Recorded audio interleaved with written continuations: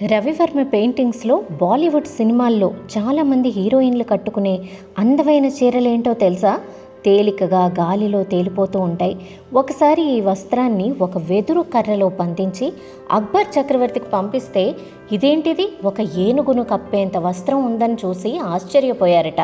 13వ శతాబ్దం నుంచి నేస్తున్న ప్రాచీనమైన నేత. చేతితో వడికిన దారంతోనే నేసేవారు 1890 వరకు. తర్వాత మిల్ యాన్ వాడుతున్నారు.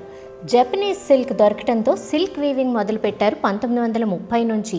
నూలును డీగమ్మింగ్ చేయరు ఈ నేతలో. దీంతో దారం ఎప్పుడూ షైనీగా ఉంటుంది.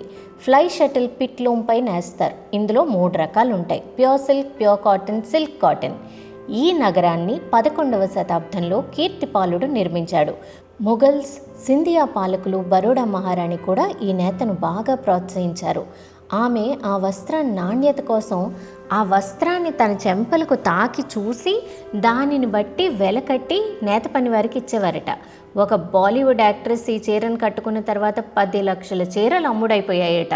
సూయి దాగా అనే సినిమాలో అనుష్క శర్మ ఇంగ్లీష్ క్లైమాక్స్ సీన్లో శ్రీదేవి ఈ చీర కట్టారు. ఈ నేత ఏంటో మీకు అర్థమైపోయి ఉంటే కామెంట్.